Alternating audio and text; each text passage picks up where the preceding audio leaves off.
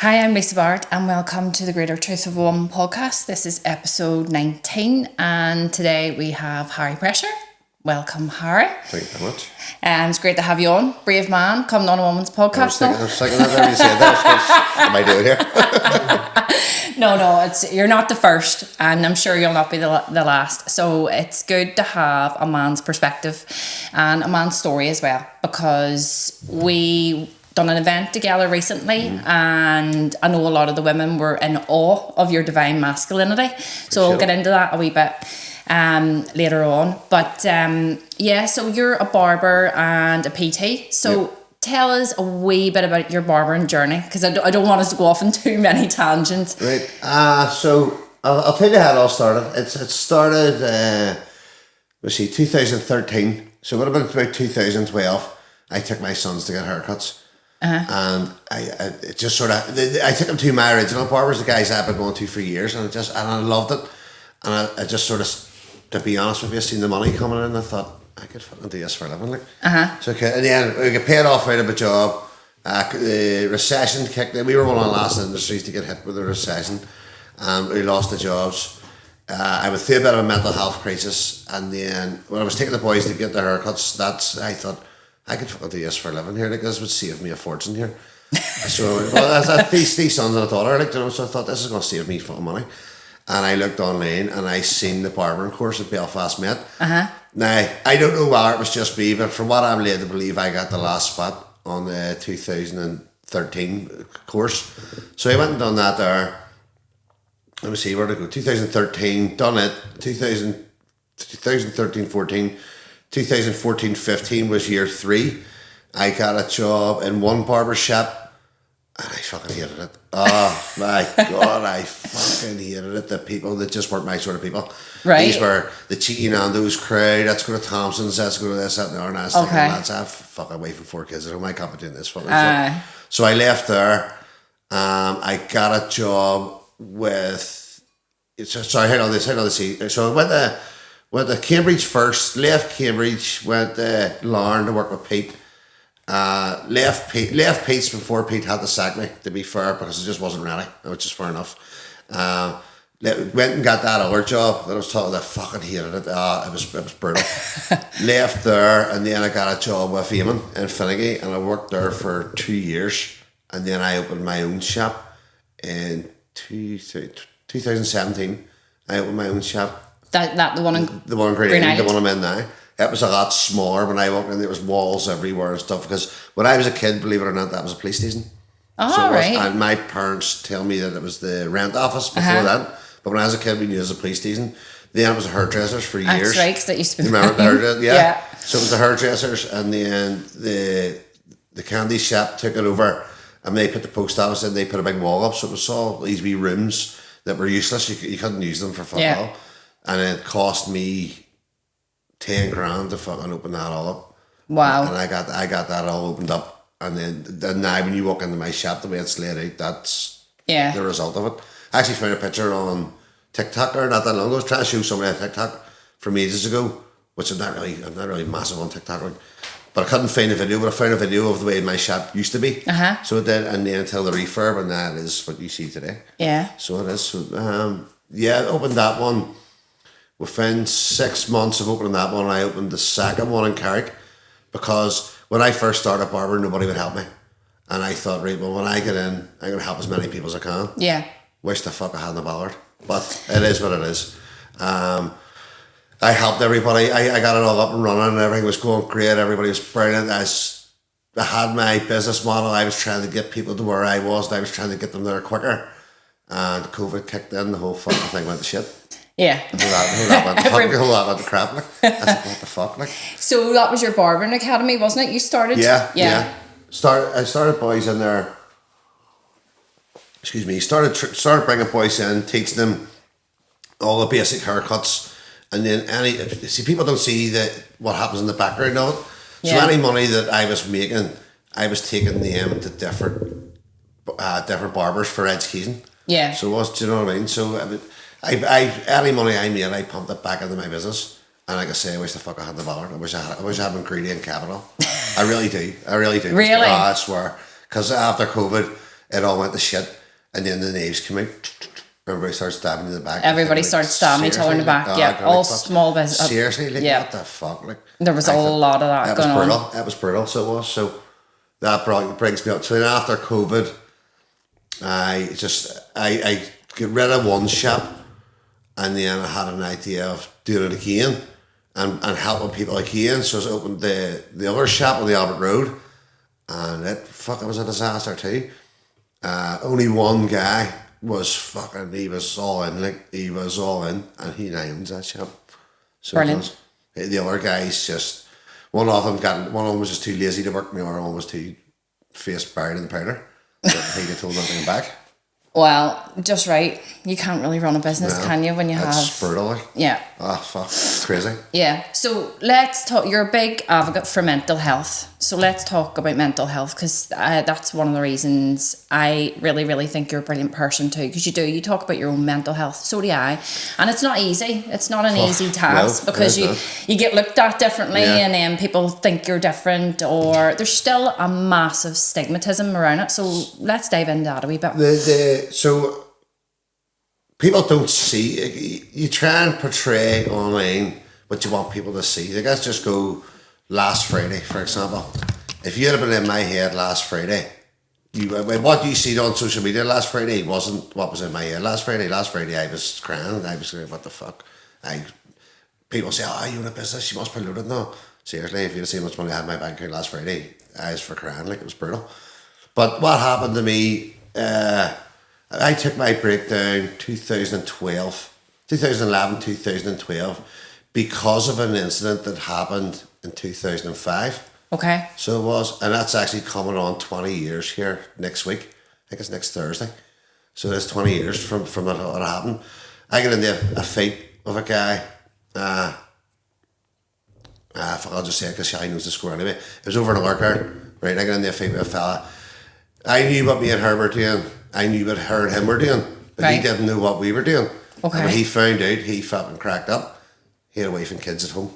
Do you know what I mean? So what his problem was, I don't know. But anyway, so he offered to fight me, and I thought, I'm not fucking getting involved in this. He fucking weighs up your head. He fucking, it is what it is. 13 times that guy phoned me within the space of 20 minutes, and I thought, you know what, fuck this, let's have it. And I went back and I fought him. But when I seen him coming, I also seen 5 of his mates coming. And I thought, I didn't come all this way to fucking run away. So I got into him. And he whacked me up my head with a fucking flick stick. And one of his mates smashed me with the back of the head with a hatchet. I only knew it was a hatchet because he ran about calling himself MC Hammer and telling people that he'd done it. That's the only reason I knew what it was. Lovely. And then, so I got over that there. That happened. My niece, that was my brother's birthday, that happened. My niece was born the next day. My Harvey was born 2 months later. I thought, fuck this, I can't be living this life anymore. So I stopped, tried to fucking muscle on, got a job. Memory loss is shocking. Can't smell. So when everybody's running about with COVID, I can't smell fuck all. I've been living that life for a long time, don't worry about it. Like I say, my memory's shocking. It's hard to stay focused on things. So when I started the barber, and my family were surprised that I actually stuck it out. Do you know what I mean? That was the main thing, that they couldn't believe that I actually stuck it out. Kept going, tired. I have chronic fatigue, so I do. So no matter how much sleep I get, I'm always fucking tired. I drop like that. I'm gone. And I worked the job that I lost in a recession. I found out that one of my co-workers was one of the guys that was involved in that kicking that I got that day. And I fucking blew up. My head fucking went, it all went to shit. Lost that. We all lost them jobs anyway. The doctor started putting me on the medication from there. Took some time off on the medication. Lost that job. Got another job. That was the worst job I could ever have, because I was able to smoke 20 joints a day rather than 20 figs a day. And it was brutal. Like, it was horrible. Yeah. And then it all just went to shit for me. And then that's a couple of months after that's when I started the barbering. So what's your views on the stigmatism around mental health? Do you think that it's just people tend to like, oh, they have a problem, kind of? What do you think? People don't understand it. One thing I can identify with anybody who's going through mental health is I've been there. Yeah. Do you know what I mean? I've been there. Same. I know what it's like. I still have the rope in my house. Do you know what I mean? I'll never use it. I'll never fucking use it, but I still have it. Wow. Do you know what I mean? I sat outside the brew in Carrick one day, and it was around about the time, what do you call it, Saddam Hussein got hung. I was thinking, what length of rope do you need for a certain weight for it to fucking snap you? Like that there, and I was on Google and all this here and all, and I fucking, as I say, the brew one day, I wasn't in the brew, I just happened to be parked outside the brew, and I started crying. I thought, my God, and I phoned Lifeline. Now, not straight away, but it was a snowball effect. Of over the next 6 weeks, I got a lot of help and pointed me in the right direction. But it's for people who's never been there, don't understand it. They don't get it. Go, fuck it, catch a grip yourself, pull yourself together. It's not as simple as that. It's really not. I've heard before years ago, and I thought no, and then I come back to it. They say suicide's the most selfish thing you can ever do. I was thinking, how the fuck do you get to that there? But seeing you sit and think about it, it actually is, right? But in the fact that you're only thinking about yourself. And not in a selfish way, you're going, why is this always happening to me? Why me? Why me? Why me? Maybe you're not thinking about your family, about your friends. You're not in that You're headspace. lost. Yeah, you're gone. You're lost. So that's where the most selfish thing you can ever do is, that's where I believe that saying comes from. Yeah. Because you're not thinking about anybody else. You're only thinking about yourself. But it's not that you're being selfish. Oh, me. It's why me. That's the problem. That's where the mental health side comes in. You're thinking, why me? Do you know what I mean? You walk down the street, like anybody can resonate with this one. Anybody. You hit a red light, and all of a sudden you hit every fucking red light going, and you're going, what the fuck? That is the mental health. But when you're in that, it's every 20 minutes. But the spiral. You're dropping cops, you're fucking closing your coat in the door, something, money's happened, and your money's been missed out of your bank, you've lost your job, the family. It's just a snowball of things. It's all these wee tiny wee things all build up, and you're going like, what the fuck is going on? Next thing you can't sleep at night time, you're pacing the fucking floors. There was Sunday, Father's Day. I lay in bed all day, something I never do. I never lay in bed all day, but because it was Father's Day, I thought, shall I sit in lay in bed, watch movies all day? I did, coming to go to sleep, there's me, doom scrolling on Facebook, seeing something on Facebook, head started the cog started going, ended up on the fucking settee, couldn't fucking sleep. Couldn't fucking sleep. Then my alarm went off, fucking 3:45. That was me up off the settee, fucking smell. Checked my phone to see if my client was coming into the gym that morning. And there was no message coming through. I thought, fuck, I'm going to have to go. I have to be in for him at 5:15 anyway, so I may as well just fucking go. So I had about 3.5 hours sleep by the time I got to bed, and then up and went to the gym. Came home, PT'd him at 5:15, picked Sally and her sister up, took them to the cafe at 6:30, took the next one at 6:45, home. What do I do Monday mornings? Nothing. No. That was only yesterday. Fuck. Didn't do that, went straight to work. Went into work early. So then that was me right through till last night. And 10 o'clock last would night. You say it was Lifeline that really helped you? Yeah, it definitely was Lifeline. Because when I phoned in, like I say, it was like a snowball effect that happened. Again, I get it. I've spoke to people. I've sat down. I've opened my barbershop early for people. I've stayed late for people. I've literally opened out of hours for people to come around and have a chat. And I know that how good that is because I've been there. It is. So I mean, it's so good for people. But to have the professionals, because some of them have never been there either. When I phoned a girl, this is one thing I always tell people, when I phoned Lifeline, to some degree that girl on the other side of the phone was reading off a script, right? She was going through the motions, but it was enough. It was enough for me to unload on somebody that I didn't know, and it wasn't going to judge me. Because that's the biggest fear. People's going to judge me. Yeah. So, and this girl on the other side of the phone, couldn't tell her name. She'll probably never remember me again. But what they're going to say, to some degree, she was reading off a script, but it was enough for me to unload. And then I got meetings with a guy in Oakfield Centre for 6 weeks, and that helped. And then it just all snowballed from there. It all just got better and better and better. And then don't get me wrong, fucking at any given day, I'm fucking thinking this is not worth it. But then I have to look back at my family and the guys that I'm working with, and like, there's more than me here. Yeah. Do you know, and I'd say sit in the car, have a fig, cup of coffee, give myself a shake, get back to it again. Yeah. Do you know what I mean? For me, I was in suicide awareness, and I was, when I first started talking about it, I felt nervous because people are going to judge me, and a lot of people didn't know that I was in suicide awareness for 3 years, and it was them. They really helped me, and just see, as you're saying, the snowballing effect. It was like the anxiety was crippling me, then the fibromyalgia, everything was just crippling me, the pain, everything, and then just the anxiety on top of that, and then just wee things happen, and then in and around the COVID time, just being out of work, not being able to exercise properly, all of that just snowballed. But yeah, it's good to hear it from a mum, because I know that it's a lot of men don't talk about it. No. There's so much more I could say about it, like I remember saying on our podcast before about going to Tesco's. Do you know what I mean? Like, when I was going through my mental health crisis because of my brain injury as well. See, if I had seen you in Tesco's and I couldn't remember your name, fuck, I was away like fuck you are, mate. You'd have hit. So I had pulled it because I couldn't remember your name because of the hatchet wound and the being down that low of the mental health. I had to force myself to go to Tesco's just to get out there and be normal. Do you know what I mean? Just get out there and do it. And it was fucking so hard. So, but like you said about not working out, people say, how do you get out of mental health? Start working out. I agree. Fucking start working I agree. out. Doesn't matter what it is. I say to people all the time, go to the gym. Right? It doesn't have to be a weightlifting gym. It could be a boxing club, it could be a jiu-jitsu club, it could be a running club, it could be something, but you have to fucking work out. Because a healthy body is a healthy mind. That is fucking so true. Like it really is. And like quite recently, I went through something. I can't talk about it. I wish I could, but I didn't exercise for 6 weeks, and when I tell you, I was moody, grumpy, and I was low, and that was the lowest I've been in years. And I actually reached out to counselling again because I was like, right, I need to get myself back on top.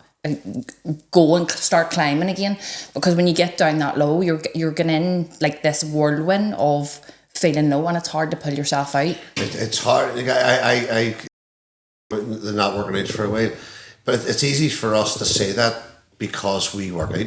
Yeah. See, for people who don't, they're going, it's hardly that fucking easy. It's hardly that fucking easy. It really fucking is that easy. Like, but that's really what I'm trying to say. It's getting yourself in there is the key thing. That's what I'm trying to say. And even like that 6 week period, I was like, I can't do it. But I spoke about it at the event that we were doing together as well. And even if you're not in a gym, just as you say, out walking, clear the head, get everything. Yeah, do some sort of exercise, even if you do it in the house. That's one thing I'm doing at the minute. It's a bit off topic, but I don't know where I've got this from. Well, actually, do you know where I got it from? Kettlebells.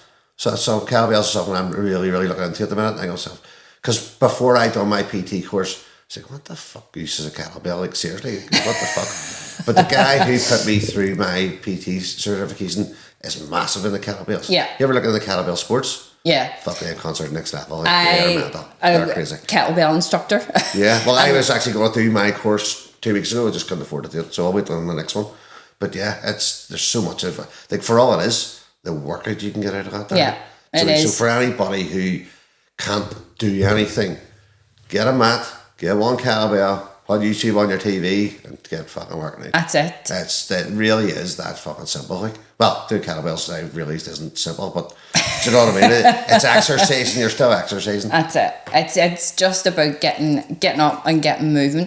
So at the event that we were speaking at, the Business Hubby and I, you said about, there was something really caught me and caught a lot of other women, was what changed you during COVID for exercise wise, because I know you were out of shape and you wouldn't have really been as heavily into exercise back in, because we've trained together as well. Yeah. No, so in my younger days I would have went to the gym and done the weightlifting, the bodybuilding type training, because my uncle did it. So I'd done that. Then as the kids come along, you get comfortable, you get useless.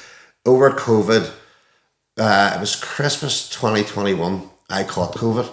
So that, and I realised myself that, right, 2 seconds, that's one of my alarms going off for. I realised myself that I watched backtrack. I don't watch Joe Rogan podcasts, right? I would watch the shorts, but I don't watch a lot of Joe Rogan. And when I caught COVID, I actually woke up that morning, and it was between Christmas and New Year's, and I hope I have it here, because I felt like somebody kicked the shit out of me. I felt so bad. Done the test, yes, you've got it, fucking blah, blah. I was laying in bed. I was in bedridden for a week, and I caught this Joe Rogan short of a guy called Dr. Robert Malone, and he says, if you're young, fit and healthy, you have nothing to worry about. That podcast got pulled off the internet. Right? And I'm thinking, why the fuck did they pull that off into it? Because there's a truth in that there. And I realised, like, I was near 16 stone, completely out of shape, out of overweight, everything. And because I wasn't looking after myself, that's how I caught that. So from there, I seen Ryan Bernison posted a picture on Instagram, Best Self Club, about a sugar-free diet. And I thought, I need to get involved in something here. So I went and done that there. Started doing CrossFit. Done CrossFit for about a year. Left that there. I pushed myself too much. Kept being sick. Trying to keep up. This is one thing. That's why I don't do small group PT. Because I try and keep up with the younger fellas. I'm really sorry, you're in your fucking 40s here. Ego training? Yeah, it is. It really is. And that's why I don't do it. That's the only reason I don't do it. Because I fucking ego gets bruised every time somebody man does better. And you have to realise, like, I'm fucking half your age. Like, of course, they're going to do better than me. But anyway, so I went back to the bodybuilding state to training, and I stopped that because I hurt my elbow. For 3 months, I think I stopped that. No, 4 months. And see the weight I put on? Holy fuck. I actually photographed some on my social media. If you look at my 4 photographs, the first one, I seen that photograph and I thought, fuck this. I need to get back to the gym. And then the 2 middle ones, see between the heaviest, so it was the heaviest, then there's one maybe a shirt on, the other one maybe with a shirt off, and then there's one with me where I'm slightly ripped. See the only weight difference in the 2 photographs? £2. Yeah. That's the only weight difference I know, in the 2 people photographs. don't understand crazy. that. And then the one where I'm fucking ripped, I dropped 2.5 stone altogether. So I did to get that there. And their photographs were never planned. Just one of my clients, that's what he does for a living, and says, do you want me to do photographs for it? I thought, brilliant. Why not? And look how well they turned out. Yeah, they're very good. It's great. I thought it looked amazing. Yeah, so they are. Best of ever look. And then I actually went and put weight on intentionally and didn't like it. I started cutting it off. And like I said to you earlier on, I'm doing the intermittent fasting. So I went and put weight on again on purpose just to see how well this does, to take that off again. Yeah. And I'm day 2 in and I'm starving. When I started my PT career, I was so skinny. I couldn't put weight on, and it took me nearly 2 years to put weight on. I was that skinny. I abused my body that much from cycles of not eating and cycles of running too much and then lifting and all that. So I really had to dig deep to start eating, start putting weight and muscle on. People say about losing weight and stuff, you know. Just miss meals here there. Don't fucking do that there. It's no good. Just track what you're eating. I know. Do you know what I mean? It really. Once you get going, like I have a girl at the minute, and she's just getting the hang of it. But this is her second weekend. Do you know what I mean? So don't beat yourself up about it that you're not getting it. Just watch what you're doing. I know. She's getting there. Do you know what I mean? She's doing a lot better this week than she did last week. Well, she's getting there. This is it. People want the transformation that quick, and like. If we dive into the injections, I absolutely hate them. I think they're awful. Why? What do you call it in there? There's Manjaro. There's a girl. There's one's Manjaro. Manjaro. Lives not far from me. Took them. Fuck, it took me a second to look to walk past her a couple of weeks ago to realise it was the same girl. And I was like, holy fuck, she was it weight she's lost. Fuck, anyway. Yeah. Don't get me wrong, she looks great. And I spoke to other people about it. I say, but what's she like with a t-shirt off? Is there flab hanging here? Obviously, I'm not going to know it. I don't fucking know. Yeah. I don't know that well. Like, do you know what I mean? But I think it's a cop out, isn't it? Like, because what I found is people don't change their habits. Sorry, well, you see, people don't change their habits. I have clients that are on it, but that's fine. I agree with that, but it's the ones that are on them and aren't exercising. Yeah. And especially women. It's worse for women because you have osteoporosis, and if they're just dropping weight that quick, and then their bones, and then if they're around my age, you're going to be fucked in 5 years. Yeah. So you are. Yeah, because people, when they drop the weight that quick, you need to change your eating habits. Yeah. You need to change your eating habits quick. So you do. Yeah. Because you drop that much weight, if you just eat shit, you're going to put it back on. I know. What's the point? So I don't know any man who's done them. I know women who do them, but I don't know any men that's doing them. Yeah. So I certainly wouldn't recommend them to anybody. Like. No, definitely not. It's steroids. Like steroids, I wouldn't recommend steroids, but if you want to take them, by all means, crack well, them. Take this, and this, because I did, and it's great. Yeah, well, that's it. That's it.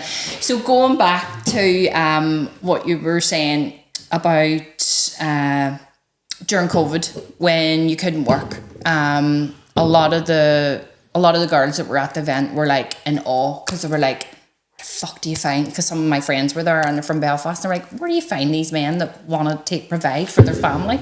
And they were really in awe of that. So what you're talking about, so what happened over COVID up until, so COVID kicked in 2020. So from 2017 I opened my barbershop. The shut us down for COVID. I was working 6-7 days. I was fucking flatty working, and then all of a sudden you're not allowed to work. And I was thinking, how the fuck am I meant to provide for my family here? I wasn't getting a fucking beating off the government. Like, I had nothing. Any savings I had were gone. I mean, I'd fucking lost everything. And I went, let me see if I get this right. We went in the barber shop one night, and I can't remember what time the lockdown kicked in. I'd say for Toxie it was 6 o'clock. Right? I knew I had people booked in for haircuts. So that's not fucking saying it. I don't care if it come after me all the month.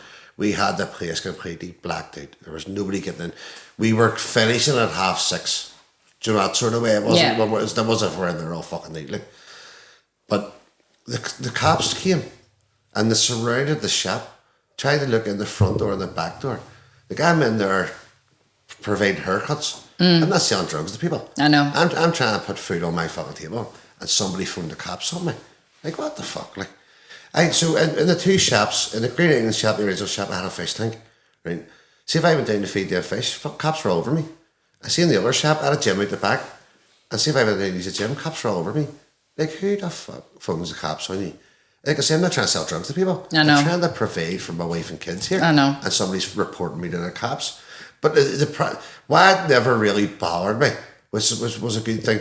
I could have put your name in a hat and come up with a reason why you'd have phoned the cops. Do you know what I mean? So it could have been fucking anybody. Yeah. It could have been anybody. So they never pointed the finger at one specific person. It's funny enough that they never got a ring doorbell and you couldn't see their house, but you could see mine. But that's another story. Like, do you know what I mean? That's a bit fucking weird. But yeah, it could have been fucking anybody. It could have been anybody. Like, who the fuck phones the cops? But that's what they were doing. That's what they were doing with social media and the papers. They were pinning the ordinary people against each other. That's exactly what they were. Divide and conquer. Like, you think, what's the saying? You know, people knew they're lying. I haven't watched mainstream media since Halloween 2020. I used to be every hour on the hour. Fucking BBC, BBC. I thought, these are fucking lying. These are lying. And now, what are conspiracy theorists saying? We're up about 60-0 here. Like, do you know what I mean? Because what we said was fucking true. I know. They're lying to you. They're fucking lying to you. They are. Do you know what I mean? They fucking lied to everybody. Do you know what I mean? They're giving people this injection, and they're trying. And on one hand, they're giving people the injection, and on the other hand, they're trying to push euthanasia through the government. Do you know what I mean? I know. Fucking here. There's a report coming out recently that more people died of the jab than actually died of fucking COVID. I know. People stop taking the fucking injections. Oh my God. I have one guy comes into my shop every week. Politically, we are complete opposites. Fuck, you could not get two opposites to me and him. We get on the best. We get on the best. Argue all the time. But we always, it always finishes on a great, all the best, I'll see you next time. He was the first person to come into me and say, wish the fuck I'd never took that injection. Told you not to take the fucking thing. I get forced into it. So I did. Well, not forced, but I wanted to go on holiday, and because I was just feeling like shit, that was the reason I took it. People come in my shop done that too. They took it just to go on holiday. Like, we had up until 2023, I think, here, if I get this right. 2022 or 2023, I think it was 2023. Me and Shai never left the country. We had never been on a foreign holiday. Never wanted to. But I thought, you know what, fuck it, the way things go now, I may as well. You know, in the travel agents, the one thing I say is, set somewhere you don't need a Jackson for.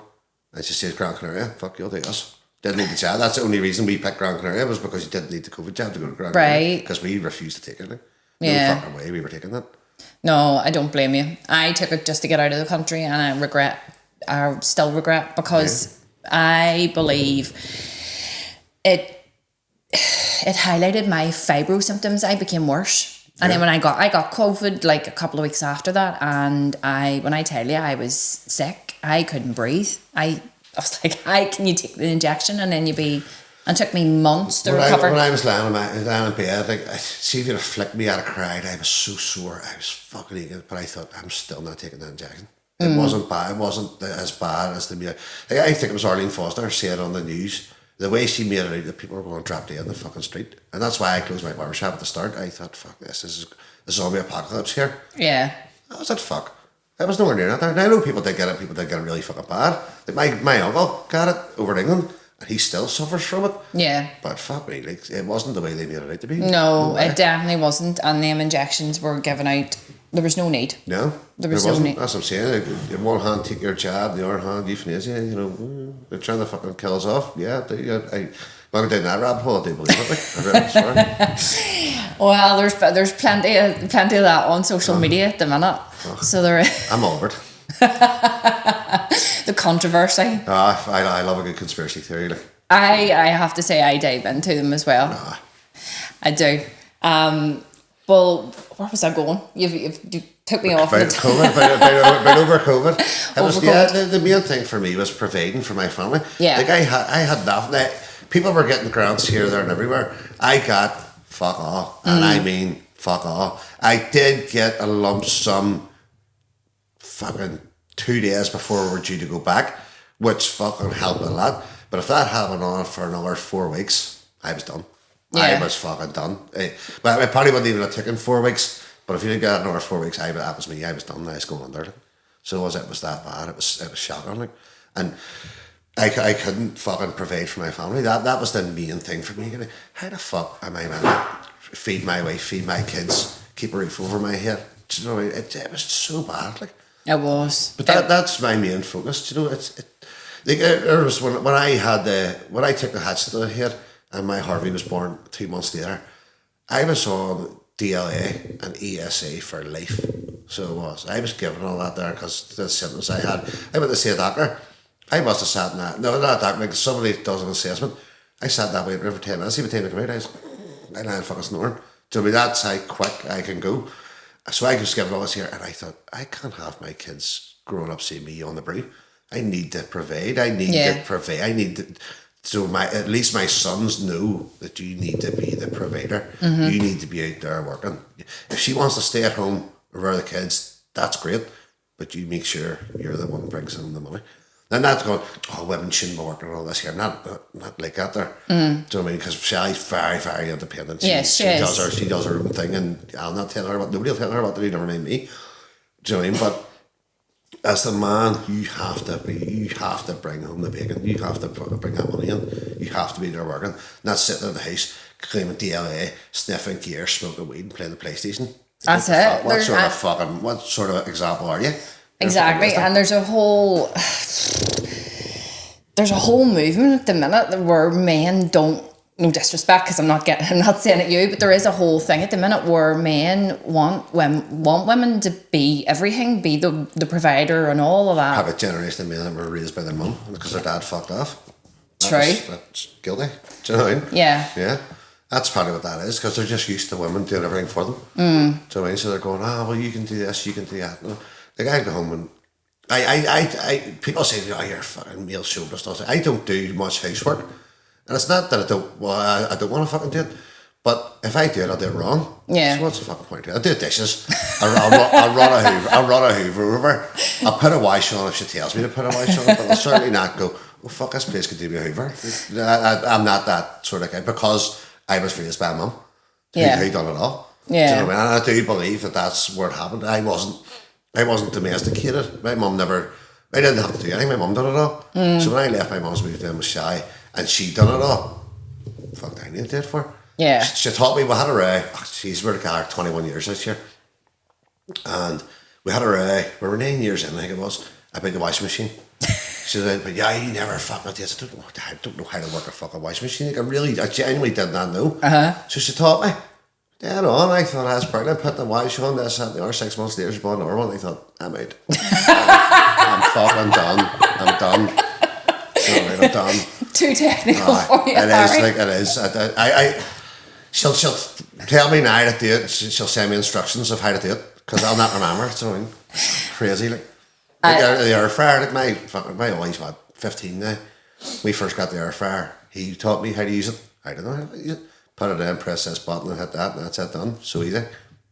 I'm not domesticated at all. And I think it's because I was raised by a mum. Do you know what I mean? So that's probably where that comes from, with other men. Yeah. Because they were raised by their mums. I'm talking about money too. There's definitely where men will let women spend or whatever, or let women be the earners while they sit at home. I've seen that. I know that. No, I've experienced financial abuse as well. I see a thing the other day. It was about they were slagging off, and this is why I didn't answer. It says, what do you call a man that gives a woman his fucking complete paycheck? Whip this, that, and the other. I give Shelly mine, because if I didn't, I'd spend it on shit. Yeah. Because when I took that hat to the head, I won £250 that day, and I walked out the other end of it and thought, you can't take it away from your dead. I started spending it and can't stop spending it. I'm the guy who walks up to the fucking till and you see something sitting at the till, I have to have it. And that's why they put the stuff at the till. For the kids to grab it. I'm an impulse buyer. So I am, do you know what I mean? Where Shelly's a strategic buyer. She'll go to Tesco's with 20 quid, feed you for a week. You go to Tesco's with 20 quid, come you past the corner shop, fucking £18 to spend. So you know what I mean? I'm crap when it comes to money. Like, I really am. She's the brains in our outfit when it comes to money. She'll sort it all out. She keeps you together. Yeah, she does, because I'm terrible. But no, but I see, as long as I make it, she can do whatever she wants with it. Yeah. Have you seen it? Don't want to sound like a dick, but have you seen the clothes my youngest one wears? Fuck's like, he wears clothes that are worth more than my car. Do you know what I mean? He thinks he's fucking belly big balls. But that's because she uses the money, so he can't have that sort of stuff. Yeah. She uses it wisely. Yeah, she's really good with money. It's that generation. My son's the same. He's running about in better clothes than me, and I'm like, friggin' hell. I seen all he was at 2 years ago. Went to the Bonnie, Stone Island gear. I come home, get changed in the CP company gear to go to Love Lane. Fuck you, can't go up wearing my Bonnie gear. It's fucking Stone Island stuff, son. CP company, you're going to run about the Bonnie like that? Fuck me. If I had a shirt like that there, I'd wear it twice a year. Do you know that sort of money? That's crazy. But they're all at it now. I know. They're all at it. All kids are wearing the fucking top of range gear. Mm-hmm. So he says to me one day, look at you dressed like a tramp. Look at you. That's why. We're sitting there, the best in gear. I know. My Justin won't wear anything that doesn't have a name on it. They all have that. See, of all my 4 kids, my always the only one wears labels. See, Madison buys her own stuff. Harvey doesn't care what it is as long as it's clean. Doesn't even have to match as long as it's clean. And Mark has a weird style. He buys his own clothes. Mm. You know what I mean? But always the only one has to have labels, and he's of that same generation. He's the youngest, isn't he? Yeah. What did you say? He's 15. 15. I see. Well, Justin's coming 15, or is it's that generation. Yeah. So they are. I've done a solid. I'm not naming names, but I've done a solid for one of his mates many years ago. All the kids in the estate were getting 85s for Christmas. They couldn't fucking wait. I mean, every kid in this estate got a pair of Air Max 85s, bar this one kid. And they ripped the fuck out of him. And I thought, you know what, I'm not having this here. And I ended up with shit and I bought him a fucking pair. So it did. And I said to mum, I said, buy him on one condition. You do not put this on social media. This is probably the first I've ever talked about it. I said, do not tell people that I did. The kid knew I'd done it. Do you know what I mean? The mum knew I'd done it. The dad, he was nowhere to be seen. But the kids ripped the fuck out of this because he didn't have them. And I thought, I'm not having this thing. And I went and bought the kid a fucking pair of trainers. So for all it was, I know, what's per fucking Air Max now? Say for toxic, 150 quid. But for his sake, it wasn't that amount of money. But it wasn't the money that mattered. It was the fact that the kid was getting fucked. Because I mean, every kid got them, bar this one kid, and they tortured him. I thought, I'm not having this. And I went, I bought him a pair. So the kid was all his. Oh, no wonder. That was definitely his Christmas mate. Do you know what I mean? I'll not say who it was or what, do you know what I mean? Because I told the mum, do not put this. Don't ever tell anybody. Do you know what I mean? I don't want, look at me. I've done a good turn and that's good. Yeah. Enough. Do you know what I mean? I know, because it's cruel. That was awful. That was awful. They tortured this kid. Like, look at you tramp your Tesco specials now. I'm going, fuck me, like, seriously. Do you know what I mean? For the sake of a pair of fucking trainers. But he said his dad fucked off, so he was no fucking good. Yeah. It is kids and bullying, and it's wild. Like, my Justin got tortured in primary school, and it kind of rolled on a wee bit into secondary school until he lifted his fists to him. But I mean, it's scary for kids now, and like the anxiety is hanging out of kids. We talked about it before we came on camera. Like, kids aren't going to school because they're sitting on the PlayStation all day. I know that really is what it is. Like, my Ollie's the worst for that there for the PlayStation. So he'll sit on it all fucking night. So, you know, the rest of them, they all play it, but he's the worst for it. But I remember when they were all younger, I just went in, just turned the Wi-Fi off. Who the fuck? You think the fucking world had ended on them? Like, I done pure badness. Fucking get off that. And I always tell them, read a book. You know, fucking gonna read a book. But my Madison will, like, say, she just left the book, just start reading. Start reading. She just sit there. She's probably read more books than last year than I've read my whole life. She will. See, you go in their room, she's got this wee soft chair, she'll sit in it, she'll sit there and read a book. To me, where my boys would look at you, what the fuck I want to read a book for? Class. Do you know what I mean? But she does, she's the brains of the outfit, like. Oh, she is. She's brilliant. She is. And she's still training and all. She trains 5 days a week, so she does not fucking take a day off. She took a day off last week, actually. It was the first time I've ever noticed her taking a day off, but you could tell she just wasn't feeling it. Yeah. She just wasn't feeling it. But she'll go out there Saturday afternoons, Sundays and Thursdays, I think, is the only day she doesn't train. What age is she now, Harry? She's just turned 17. Wow. She turned 17 there in April. And she went through a wild time during COVID with anxiety and all, because she came to me for quite a while. She had a horrible time over COVID. Yeah. She locked herself in the room and didn't come out for a long time. And she goes out now, but she doesn't venture very far. Like if I come home from work and she's not in the house, I'm panicking. Because I'm used to her being there. Because I'm not used to her not being in the house. Yeah. Fuck, where is she? My Justin's a gamer, and he goes from one extreme to the other. So he'll go out and then he'll be out for a day or a couple of days, and then he'll go back the other way. And that's the way I get on when he starts going out. And I miss him. I sit in the house all week, be online all week, and then come the weekend, that's him, he's out the door and away. So yes, he can't keep him out of the weekend. So I mean, during the week, you can't get him out. So you can't, there's a story about Harvey. Harvey's working in Udall on a temporary contract. That's his first taste of a real job. I was working that exact same job when Shelley fell pregnant with him. Really? The exact same job. Night shift on the same line, doing the exact same job. It's in the bloodline. That's weird. As everybody says, fuck, you ain't gonna happen to him too. Hope not. Fuck. Oh. Hope not. No. His girlfriend's lovely, wee girl, like, but fuck, no way. Fuck, definitely not. It'd scare me, like, if it was him next time, I'd be like, fuck. I know.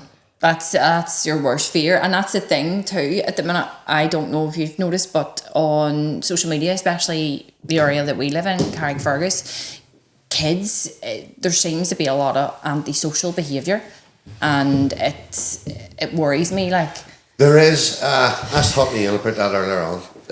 John Stewart, we got John Stewart down to the first Carrick shop. Remember the kids were all getting the train up and down? Yeah. And getting off the train causing a lot of rift. I says to him, we got him down, me and Jack, we got him down and says to him, do you know what are you going to do about it? Local councillor, I run about saving my house too. No, they fucking don't. You live in Plantation, mate, they're nowhere near your fucking house. They're running about our streets. He says, how do you know where I live? I says, because I voted for you. I says, know an awful lot about you. That's actually not true. If you see, this is the first time we find out that I actually lied. One of my apprentices lived in the fucking same street as him, so I went and picked him up and seen him driving past. But he near shit and he thought I knew where he lived. But they don't. It's the kids. Great Island's a prime example. I suppose Carrick, in a sense, I always use Great Island as a prime example. You get the ones from above the train station, the ones from below the train station. So in Carrick, it's the ones above the schools, the ones below the schools. They come down there, wreck the fucking place and fuck off back up wherever it's quiet. And it's us that has to deal with it down at the bottom. Yeah. Do you know what I mean? So that's what happens. Kids, you'll find that the ones that live in the area aren't the ones that's wrecking it. No. It's the ones that's come in from the outside.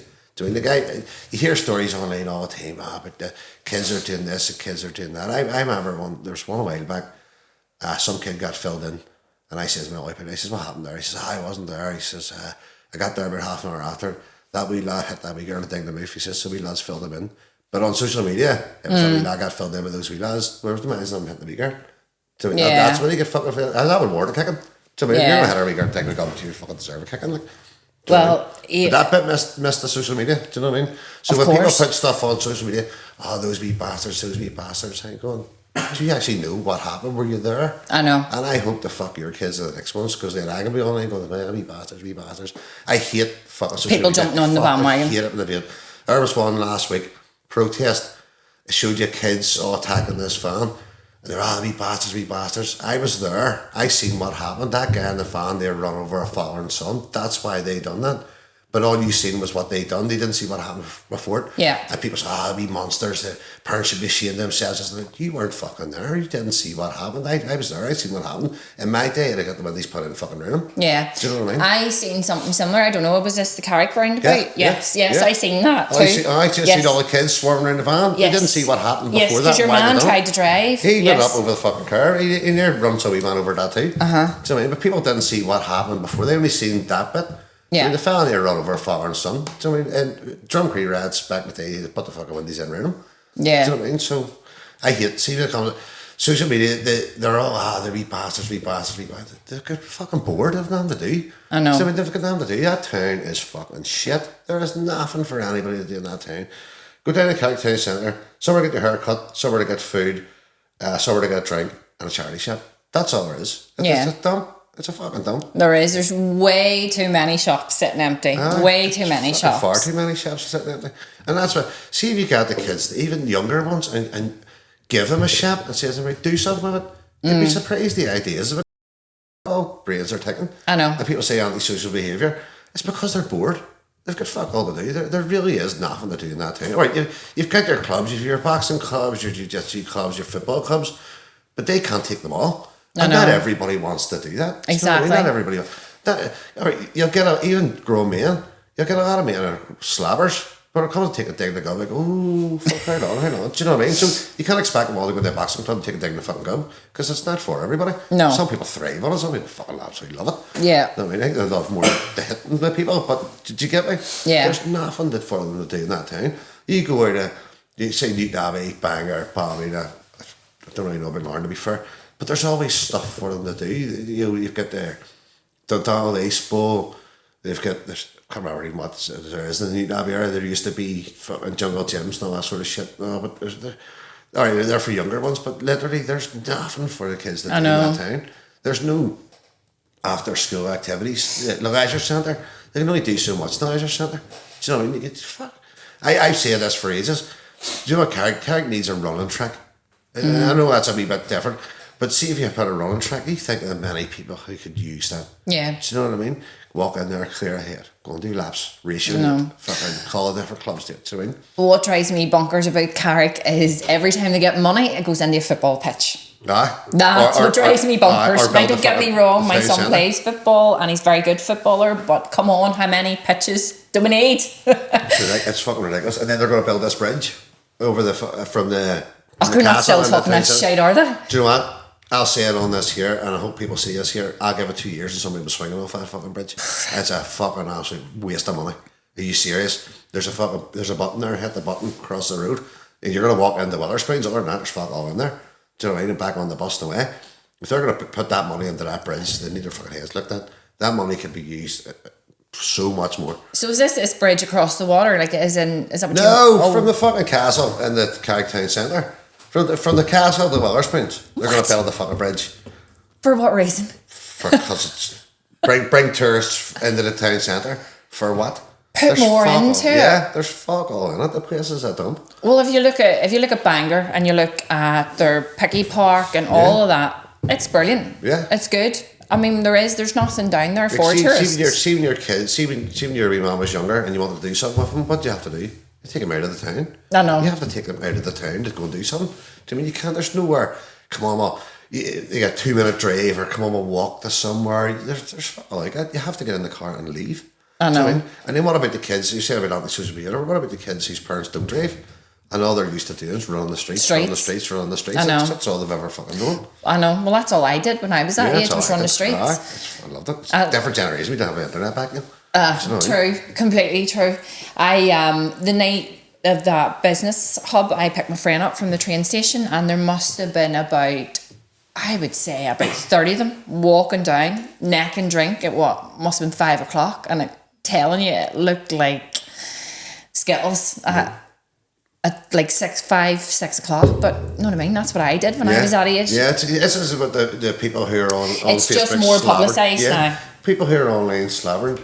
Did you never do that? That's what I always want to read. So I used to be, better not fucking say nothing. Did you never do that when you were younger? I'd hate that lived your life, because that's what I did, not a great thing. So I had a fucking ball when I was younger. But not everybody did it, but majority of people did it. Do you know what I mean? They went out with their mates, they had a drink on the street. But it's because of the phones. Because people see shit, they post online, there's a group of fucking kids at the pirate park. I'm fucking mad. If it's that bad, phone the police. Yeah. If it's bad, the police will come. If you think it's that bad, you ring them. Yeah. Don't put it all over fucking social media and call them wee shits, because if they're going to call them wee shits, then they're going to be wee shits. I know. Very true. Live up to it, very true. If you're going to label. Stop. I hate the idea out there. I know. Slavered about them all the time. Go and talk to them. Yeah. Sit down and have a chat with them. You'll find some of them are actually nice kids. Yeah. Do you know what I mean? Or just saying we were going to stay away from politics. I know, fuck. Here, get me started on that. Fuck. So if you could change anything about your life going back, if you had a wee magic pill, is there anything you would do different? Fuck, where to start? Yeah, I'll say it would be. Can't think of anything at the minute. Actually, do you know what? No, that's the answer now, and I'll tell you why. Because I was sitting talking to Ollie this morning, and I was telling him like everything I do for my kids, and I if I had them made the choices that I made, I maybe would never had them. Do you know what I mean? Like we're going to talk about this here. I don't know if you know this. I was actually in jail when I met Shelley. So I was in jail when I first met her. Sort of seen it in one of the other pods, yeah. I was in jail when I first met her. So if I hadn't been in there, I'd have never met her. Harvey would never have been born. Madison, Hoy, Mark would never have been around. Do you know what I mean? That's it. It Isn't all it leads snowball into effect? yeah. So do you regret a lot of stuff I did? Yeah. So much, so fucking much. So I regret so much of the shit that I done. If I could change anything, I always tell my kids, travel more. Go and see more of the world. Do you know what I mean? And I was actually thinking about this the other as well. Don't judge people on what other people say. Yeah. So I mean, I was actually thinking of this one the other day because everybody's guilty of it. We've all Yeah, done. it's really hard. You like this person doesn't like this person, so therefore you don't like that person. But do you actually know that person? Yeah. And do you actually know the real reason why that person doesn't like them? Because there's always three sides to the story. There's Exactly. my side, there's your side, there's the truth. Yeah. Do you know what I mean? So, but yeah, do I regret so much. Fucking so much. If I could change anything, no, I probably wouldn't. Not at this stage, not now. There's things I do regret. There's a lot of people I'd like to say sorry to for things that I've done. But some of them I can't remember their names. I'm sorry about that there. I just fucking it is what it is. Would it change it now? Because I wouldn't be here. I wouldn't be where I am today if I hadn't made the decisions I made. Yeah. You just have to live with it and move on and look forward instead of looking back. Yeah. Because looking back, other than the kids, that was shit. Yeah. Do you know what I mean? Looking forward, fuck knows. Yeah. Well, that's it. See what From that young, what age were you when you went to jail? You were The first time, the second time, third time, the last time. many times. Yes, it wasn't that bad. I knew you I were. was about 17, 18 when I ever got a first taste of it. I was 24 when I got the last taste of it. So then I was 23 when I went in, 24 when I got out. So that, let me see if I get this right. 4th of June 2004 was when I got out. That's my size first official first date. Right. We had a few dates before that was on parole, but that's the official first date. And then our anniversary's in September. For when we got married, we were 19 years together before we got married. She changed you. 100%. Oh yeah, she told me. See, the kids are born. She told me, like, if you ever end up in jail, she says, I'll never bring them kids up to see you. And that was enough for me to go, nah, fuck this. The fighting all stopped because I didn't want my kids seeing me with a black eye. Yeah. Because kids will look at you weird. And if anybody ever digs up a photograph of Harvey's first birthday, every photograph of me and him, he's sitting on my left knee. Because I was plastered from here to here because I got my arm broke a couple months before. Do you know what I mean? I beat a guy up and got my arm broke for it. And do you know what? I'd fucking do it again. He deserved it. He fucking deserved it. He tried it on. Her was pregnant. Right, So okay. and I fucking filled him in for it and I got my arm broke for it because he was a local hero.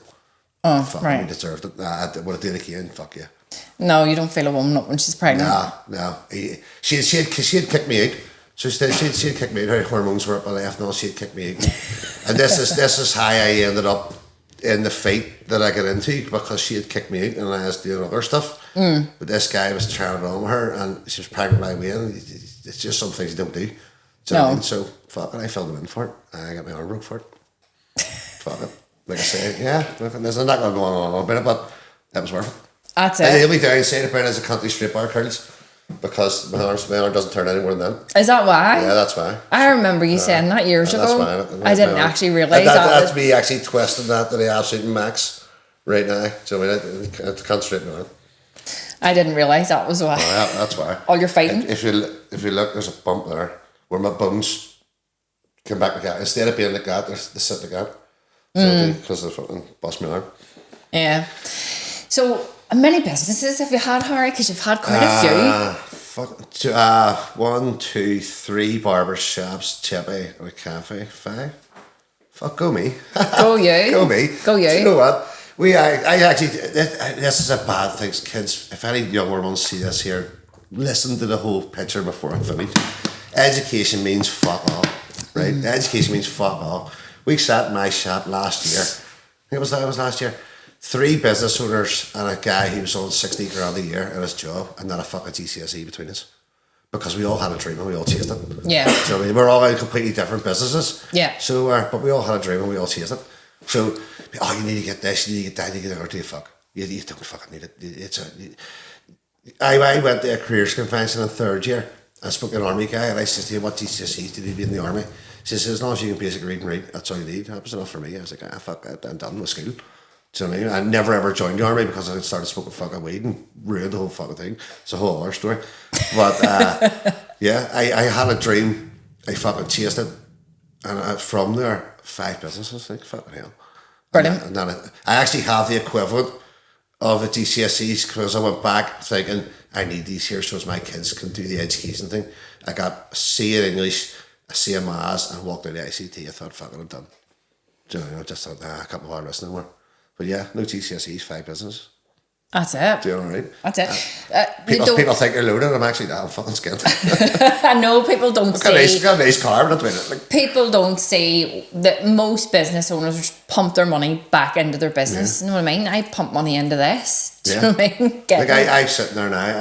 I'm trying to get another one up and going up. I'll not talk too much about it because I'm trying to learn. Don't tell people what you're doing. Show them. Because if it all fucking falls apart, people go, I think we're going to do this, I think we're going to do that. So I'm trying that. I told a few people, I'm trying to tell anybody else about it, but it's going to cost me another fucking load of money. And I think, right, this one I'm going in on a fucking women of prayer. Fuck it. It'll work. I'll make it fucking work. So that'll be sexy. Hopefully, if this one turns out. So that's what's next then? Yeah.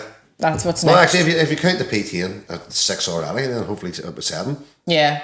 Passed my PTs doing this a month ago, and I've got 3 online, 2 in person, and get another one starting this Saturday, another one starting the following Monday, and then another one the following Monday after that. If they come through, that's not everybody fucking follows through, so I'll not count them until then. But I think it works out in the end. Brilliant. So fingers crossed that keeps going. Brilliant. That's it. And like I have some of my clients, I have 4 or 5 years. So I do. Yeah. Brilliant. Mm-hmm. Ones that don't want to think, they just want me to do this. Do you know what I mean? Just come in. That's what I liked about doing CrossFit. You know, you don't have to think about it. You just turn up on the day and do what's on the board. Yeah. I learned how to do CrossFit and all, learned how to teach it, but it was not for me. Oh, it's not for everybody. No. It wasn't for me. It was too much of the ego lifting. I went down that road. That was me. That's what put me off it. So it's just trying too hard. Do you know what I mean? Instead of going like fucking staying in your lane and just lift what you can and trying to keep up with everybody. Yeah. Do you know what I mean? But it was good. I enjoyed it. I would definitely recommend people try it out. That's it. So, definitely. Well, Harry, that's all we have time for today. But thank you so much. No it was a pleasure to have you on. Thanks very much. Oh, I didn't mention your daily brief. Tell us about your daily brief. I want to know how that started. Right. Just before we go. So how it started, right? How my daily brief started was knacking Tin's double espresso, the Boost double espresso. I just went online, just knacked it, and posted it, and then it rolled in. I started off with I didn't know how I started. It's just automatic now. Well, good morning and welcome to the daily brief, and I tell people what's happened in the barbershop that day. I have friends in America. I have a friend in New York, not New York City, New York State. He can tell you everybody's schedule for the week ahead because he watches my daily brief. And I tell everybody what's happening. So what I've done was I started working around last year. He says, we need to clean that up. You can't be smoking on this. You can't be cursing on this. You can't do this. So the first one is now a wee short one because I post that on other platforms. And if you hang about the other one, I just fucking let it rip. I don't smoke on them, but I'll fucking slab rather than the first thing I do at the end of it's how I smoke. So very good. Trying to promote a business, you're sitting there swearing and smoking. sitting in the ice bath smoking. See when I get in the ice bath with a fucking fag, but that gives me a minute and a half to think of nothing else other than not dropping that fag. So, yeah. But I have one of my clients, he cracks up my daily briefs now because his tea break's 10 o'clock And him and his mates used to sit there and go, right, what's he going to talk about now? Because he used to go on big fucking rants and slobber about people and That's slobber right. about fucking things. No, try to clean that up. I'll maybe bring that back. I actually enjoyed doing bits. Yeah. So, You should. You definitely should. Just be yourself. Be your authentic self. Just get a topic and just slobber like fucking. Just get you kicked It's off. good crack. Yeah. Well, thanks very much, Harry, for coming on. Thanks for having me. It's been great having you. And Thank you for having me. plug your socials. Do you know what? Just type in Harry Pressure and you'll find me everywhere. that's the. I have my barber shop one. I have the bit where I started PT one up or not. I have the barber shops, Harry's Barber Shop, Great Island, Carrickfergus isn't really open. Kilroot Cafe, Manly's is now closed. But yeah, type in Harry Pressure and you'll find me everywhere. Yeah. Except for X, Twitter. I don't really on it, but I don't really use it much. But all the rest of them, you'll find me. We're also running another event in the Balmoral Hotel, and Harry's going to be speaking at it as well. It's our second one. It's going to be a bigger one, so it's the Business Hub NI, and tickets go out this week. So if you want to come and listen to us, you're more than welcome. Yeah. So yeah, thanks very much, Harry. Thanks for having me. Very good. Yeah.